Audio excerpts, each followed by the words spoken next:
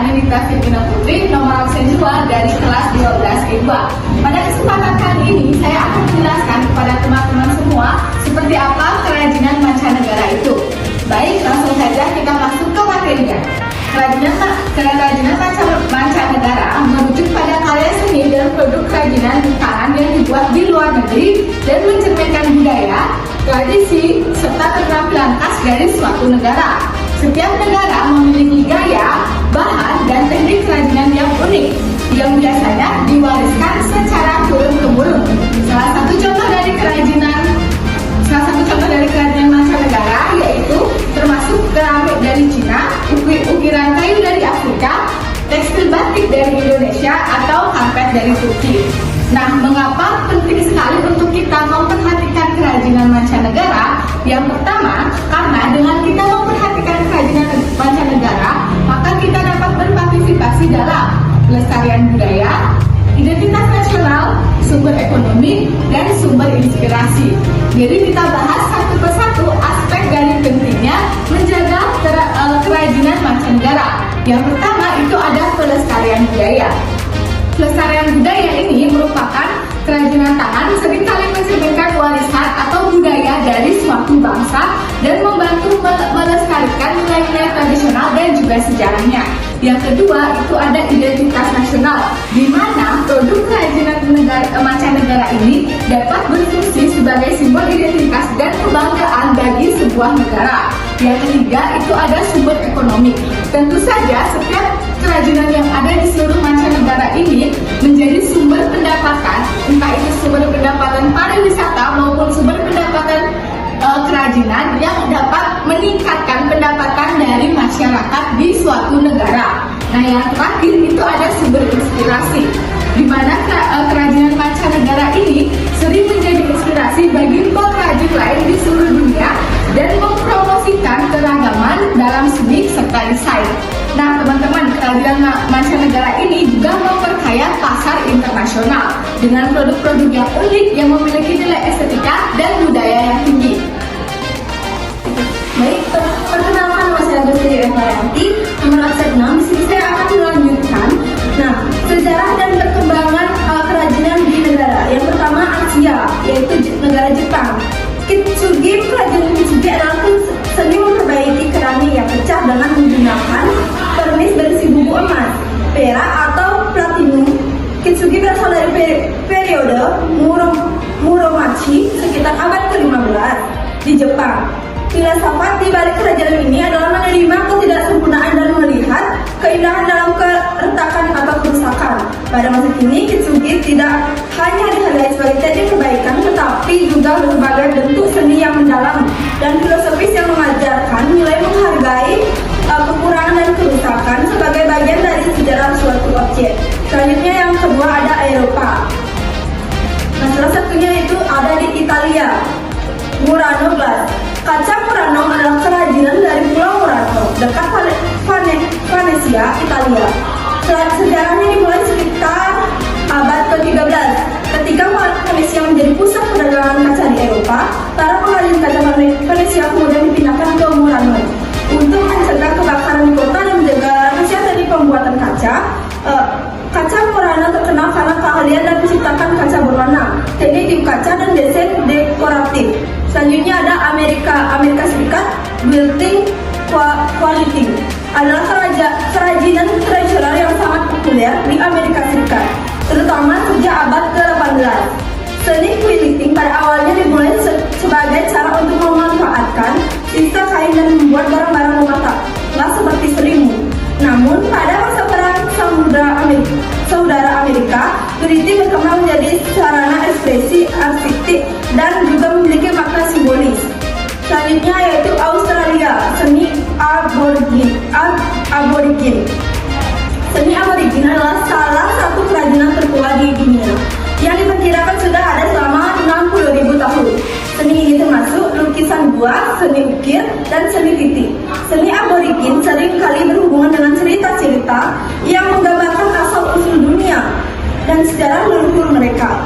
Pada era modern, seni aborigin mendapatkan pengakuan internasional dan menjadi simbol penting identitas budaya asli Australia. Perkenalkan, nama saya Merawati, nomor 98. Nah, di sini saya akan melanjutkan materi berikut. Jenis-jenis kerajinan mancanegara yang menarik. Yang pertama ada keramik Jepang. Ragamnya yaitu misalnya keramik arita dan lemari. Keunikan dari keramik Jepang yaitu teknik glazing yang rumit dan desain mengedepankan kesederhanaan dan keindahan alami. Dua, tenun ikat India. Ragamnya seperti tenun patola dan ikat. Keunikannya yaitu penggunaan benang yang diikat sebelum pewarnaan menghasilkan pola yang sangat detail dan berwarna. Nah, yang ketiga ada anyaman bambu Tiongkok. Ragamnya yaitu produk seperti keranjang dan tempat penyimpanan. Nah, keunikannya yaitu penggunaan teknik tradisional yang memungkinkan pembuatan barang fungsional dan estetis. Nah, yang keempat ada Tembikar Meksiko. Ragamnya yaitu keramik Talavera. Keunikannya yaitu motif yang cerah dan penggunaan warna yang kaya seringkali menggambarkan tema budaya dan alam. Nah, dan yang terakhir ada lukisan batik Indonesia. Ragamnya yaitu batik tulis dan batik cap. Keunikannya setiap motif memiliki angka tertentu dan proses pembuatannya sangat labor intensif. Perkenalkan, nama saya Karika Junamayati, nomor absen 20. Di sini saya akan menjelaskan tentang filosofi dan nilai budaya di balik kerajinan tangan Indonesia. Kerajinan tangan dari berbagai belahan dunia seringkali memiliki filosofi dan nilai budaya yang dalam, yang mencerminkan identitas dan tradisi masyarakatnya. Berikut beberapa filosofi dan nilai budaya di balik kerajinan tangan dunia. Yang pertama, keharmonisan dengan alam. Banyak kerajinan tangan seperti tenun, anyaman, dan keramik, seperti serat tumbuhan, tanah liat, dan kayu. Dalam budaya-budaya seperti Jepang, kerajinan ini mencerminkan filosofi wabi-sabi, menghargai keindahan dalam ketidaksempurnaan dan ketidakabadian alam. Ini juga menunjukkan hubungan yang mendalam dengan alam dengan menggunakan sumber daya yang berkelanjutan. Selanjutnya yang kedua, keterampilan dan kedisiplinan. Di banyak budaya, kerajinan tangan memerlukan keahlian teknis yang diwarisi dari generasi ke generasi. Misalnya tenun tradisional di Indonesia atau bordir di India yang mencerminkan nilai ketekunan, dedikasi, dan disiplin. Setiap motif dan pola yang dihasilkan seringkali penuh makna dan menciptakan kisah-kisah lokal atau mitologi.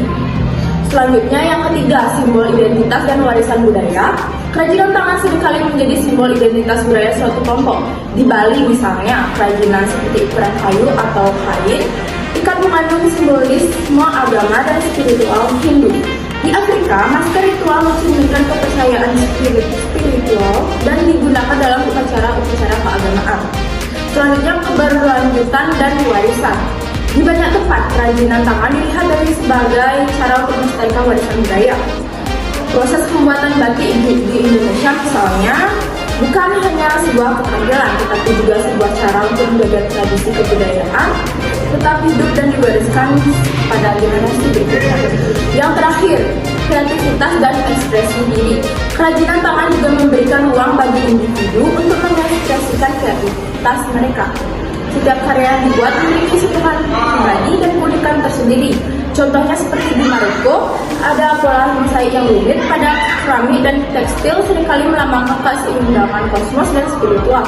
Dengan demikian, kerajinan tangan tidak hanya sekedar objek fungsional, tapi juga syarat dengan nilai-nilai sosial, spiritual, dan budaya yang mendalam, menghubungi masyarakat dengan sejarah alam dan komunitas mereka. Perkenalkan, nama saya Nimadiyari Santianika, saya absen 24. Jadi di sini saya akan menjelaskan kerajinan mancanegara dan tantangannya di era modern.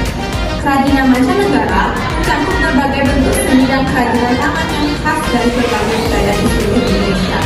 Di era modern ini, kerajinan tersebut dihadapkan pada sejumlah tantangan dan peluang. Berikut adalah beberapa contoh kerajinan mancanegara, tantangan yang dihadapi serta dampak di era modern terhadap industri kerajinan tersebut. Yang pertama ada kerajinan dari India. Contohnya yaitu telin sari, perhiasan perak, dan ukiran kayu. Adapun tantangannya yang pertama adalah globalisasi yang menyebabkan kehilangannya keunikan serta perubahan selera pasar yang mengarah pada desain yang lebih modern. Kerajinan yang kedua ada dari Afrika, contohnya yaitu anyaman ukiran kayu dan tekstil batik. Adapun tantangannya yaitu kesulitan dalam mendapatkan bahan baku yang berkualitas dan akses ke pasar yang internasional. Yang ketiga yaitu kerajinan dari Bali Indonesia. Contohnya yaitu ukiran kayu, batik, dan perhiasan perak. Adapun tantangannya yaitu penurunan minat dari wisatawan dan perubahan budaya lokal yang mempengaruhi kerajinan tersebut. Perkenalkan, saya Hari Jumayani, asal menerima kelas 12 E2. Di sini saya akan menjelaskan mengenai pentingnya memahami kerajinan mancanegara. Kerajinan mancanegara adalah karya seni dan budaya yang mencerminkan identitas serta tradisi masyarakat dari berbagai belahan dunia. Di era globalisasi saat ini, penting bagi kita untuk memahami kerajinan mancanegara, bukan hanya sebagai bentuk estetika, tetapi juga sebagai jendela untuk melihat keanekaragaman budaya yang ada di dunia. Dengan mempelajari kerajinan dari negara lain, kita dapat mengapresiasikan keunikan dan kekayaan warisan budaya yang telah diwariskan dari generasi ke generasi. Memahami kerajinan mancanegara sangat penting karena beberapa alasan. Pertama, kerajinan dari beberapa negara mencerminkan budaya, tradisi, dan nilai-nilai masyarakat yang dapat memperkaya pengetahuan kita tentang dunia. Yang kedua, melihat teknik dan desain kerajinan dari negara dapat menginspirasi inovasi dan kreativitas dalam karya kita sendiri. Selain itu, kerajinan mancanegara seringkali memiliki nilai jual yang tinggi.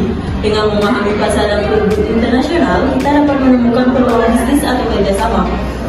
Memahami kerajinan dari beberapa negara juga membantu melestarikan dari budaya dan juga membantu melestarikan teknik serta tradisional yang setelahnya punah. Terakhir, dalam globalisasi, memahami kerajinan mancanegara memfasilitasi interaksi dan kolaborasi lintas budaya yang penting untuk memperkuat hubungan antar negara.